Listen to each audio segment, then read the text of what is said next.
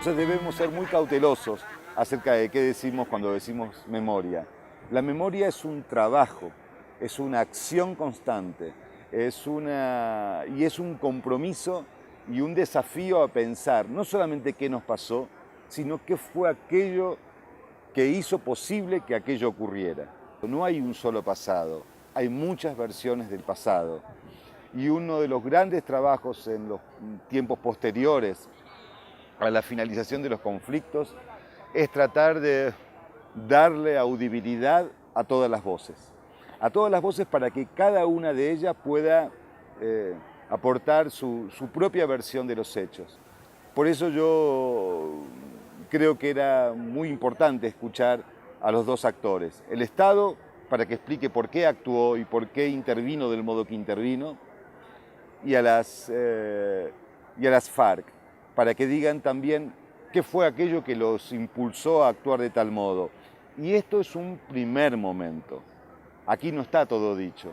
Aquí ahora empieza, por parte de todos los colombianos, el gran trabajo de la recolección de versiones acerca de ese pasado. Y llevará muchísimos años poder armar este inmenso collage, en el cual son tantísimos otros actores los que también tendrán que dar su voz. Los empresarios tendrán que explicar por qué colaboraron, el paramilitarismo tendrá que explicar las razones de su contribución al daño, la sociedad civil tendrá que dar también su relato acerca de su participación o su indiferencia, los organismos de derechos humanos, los activistas sociales, las iglesias. Creo que son muchísimos los actores, no son solamente dos los que tienen que empezar ahora generosamente a colaborar para que la verdad en algún momento pueda iluminar, mejor dicho, esta historia tan dura que por suerte y esperemos empiece a quedar atrás. Muchas veces las víctimas reclaman que estos museos, y con legitimidad absoluta, sean de ellos, encarnen su propia historia, su propio pasado, sus propias memorias y cumpla de ese modo un rol de algún modo de reparación simbólica. Ahora, también debiéramos pensar de que estos lugares, si quedan encapsulados en el absoluto relato de las víctimas, si es solamente el lugar de las víctimas, no cumpliría de algún modo esta función esencial que tienen que tener este tipo de memoriales o de espacios de memoria, que es el de fundamentalmente establecer un canal de diálogo y de conversación, por así decirlo, con la sociedad en la que esos acontecimientos tuvieron lugar.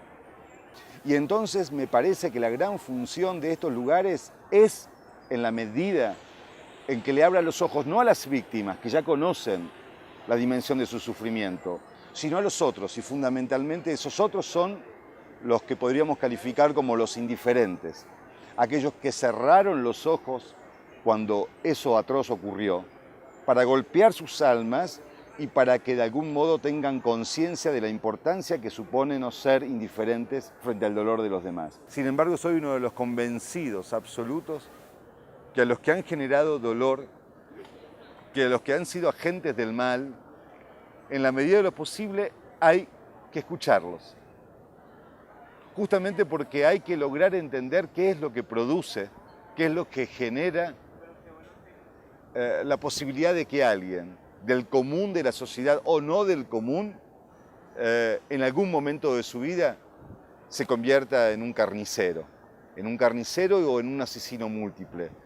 ¿Qué es lo que hace que ese otro que convive a mi lado, que es mi vecino, aquel otro que es un campesino, aquel otro que es un profesional del que sea, en algún momento de su vida piensa o puede llegar a pensar que puede arrogarse el derecho de quitarle la vida a su semejante?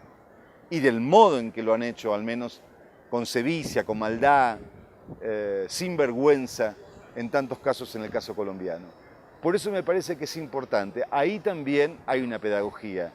Digo, escucharlos no para comprenderlos, no para tomar ejemplos de eso, sino para entender los mecanismos que han hecho posible que la violencia se despliegue de tal modo desde sus cabezas y desde sus manos. Y creo que también allí hay mucho para aprender. Los retos y los desafíos que le espera a Colombia en estos años que se abren son inmensos. Uno de esos desafíos tiene que ver con acompañar, cuidar, proteger a tantísimas iniciativas que se han generado en los últimos años a lo largo y a lo ancho del país por parte de colectivos y de comunidades que intentan hacer memoria de lo que les ha ocurrido. Muchas veces las he visto, he estado con ellas y las he reconocido muy solas. Y es necesario que haya un mayor acompañamiento, porque están enunciando un mensaje, están trayendo una voz que debe ser escuchada. Creo que también en este proceso de memoria que les queda a los colombianos, la universidad debiera cumplir un capítulo clave, ampliando los espacios de investigación, de debate y de discusión sobre lo ocurrido. Creo que el periodismo tiene otro tanto. El periodismo muchas veces se ve tentado por otros temas, pero aquí tiene una cantera significativa, una cantera prodigiosa, una cantera llena de historias que aún no han sido exhumadas. Y creo que ese es otro de los desafíos que tienen los colombianos. Y fundamentalmente porque está en el corazón de los acuerdos, está poner en el centro mismo de la atención de aquí por muchos años a las víctimas, para que sus relatos sean escuchados y para que su voz encuentre la audibilidad pública que no tuvieron en tantos años. Y algo fundamental, que no puede ser descuidado y que aparece muy poco en los debates y en las discusiones, que es el sistema educativo. El sistema educativo colombiano debe poner en el centro neurálgico de sus pedagogías, de todas sus pedagogías, la historia de este conflicto.